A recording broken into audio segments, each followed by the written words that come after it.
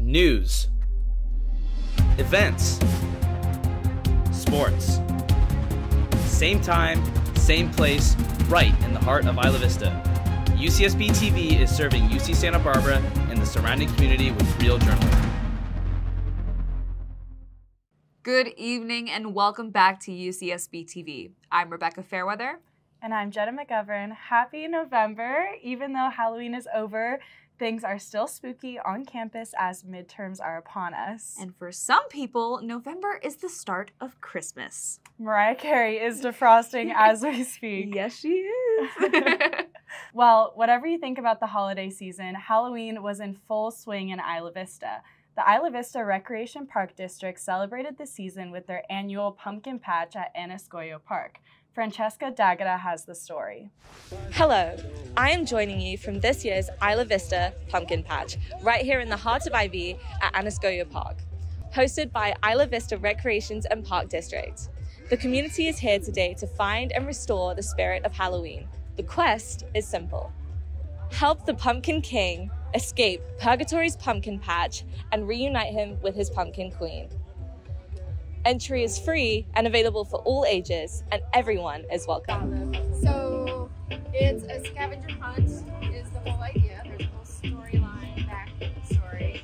Mr. Bunger over here wants to develop this, leave it over, and have it all games and enterprises. So, and then there's a little bit of conflict with the Pumpkin King and the Pumpkin Queen about that whole situation. So we're going to see if we can come to terms with it. So the idea is that people will participate and gather items, and then they'll present their items to the Pumpkin Queen. Will allow them into the pumpkin patch to talk to the Pumpkin Queen and get their prize. And are you having a good time? So far, so good. I'm having a great time. This is so cool. They put so much effort into everything, and I'm like kind of blown away. People from all across the Isla Vista and Galita community joined in the festivities. On the 31st, there was a costume contest in collaboration with UCSB Fashion Club with a grand prize of $1,000. From oracles to wolves, the park was painted with eccentric characters. In the amphitheater, the event hosted a silent disco. One of the standouts of the night was a beautiful 3D art tribute to Dia de los Muertos. I think that pumpkin patch is so cool, and the fact that like they put this up over the course of a few days is like really amazing to me. For 2 days, the 30th and the 31st, this park is transformed into a mystical wonderland of spooky stories and characters to accompany you on your journey into the unknown. As you can see, the energy here is ecstatic, and the smiling faces really do speak for themselves. For UCSB TV, I'm Francesca, and happy Halloween. And now that we're past Halloween, we're in the time of year where we celebrate Dia de los Muertos. Not to get intertwined with the Halloween festivities, multiple organizations on campus are hosting events to celebrate the traditional Mexican holiday. Now, Jenna, you were actually able to visit an altar in Davidson Library. That is right. The altar was unveiled on October 25th. Wow. UC Santa Barbara's Las Maestras Center presented their Dia de los Muertos altar in the Davidson Library on Wednesday. A Dia de los Muertos, Day of the Dead, altar is a Mexico tradition. People create these altars to honor those who have passed. UCSB's altar is created by student artist and instructor Zuri Moraga.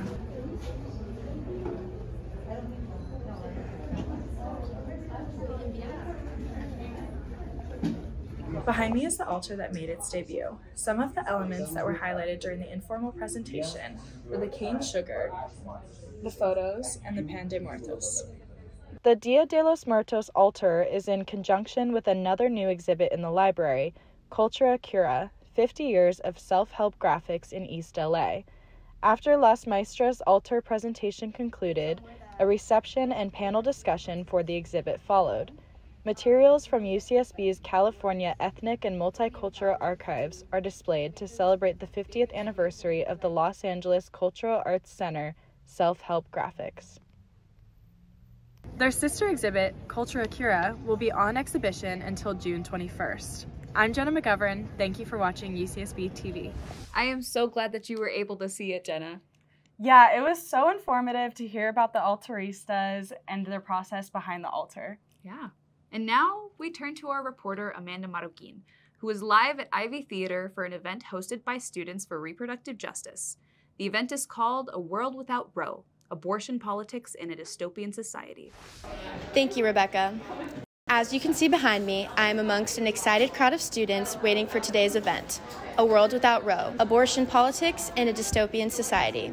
They're gathered here today to listen to guest speakers, including UCSB faculty. The focus of the event is the Dobbs versus Jackson Women's Health Organization Supreme Court ruling in 2022 overturning Roe versus Wade. So Students for Reproductive Justice is an Associated Students program, and we're also a chapter of the Human Rights Board at UCSB. Our mission is kind of to ensure equity in reproductive health care and reproductive rights for all people, especially in our community, but also in general. And tonight we're holding an event called A World Without Roe, so we're discussing reproductive justice rights and how they've been affected by the overturning of Roe v. Wade, and kind of what the different laws look like in different states across the country at the moment right now. So at a time when we are getting very distressing headlines and you're seeing people who are not being able to have access to abortion care in a range of places, not necessarily in California, but in a range of other states, it's important to be educated, to be able to come together and have collaboration and not feel a sense of hopelessness. So I think it's very important, especially for voting, for example, to be educated and also to be a part of communities that are working for social change. Even if you are in California, there are ways that you can support other people who are doing activism in states where there are abortion bans. The event is set to last 2 hours, and there will be free sexual health resources handed out, free pizza, and other guest speakers, including Latinos for Politics. I think it's really important in these post-Roe times, especially, just to remember that everyone's in it together, you know?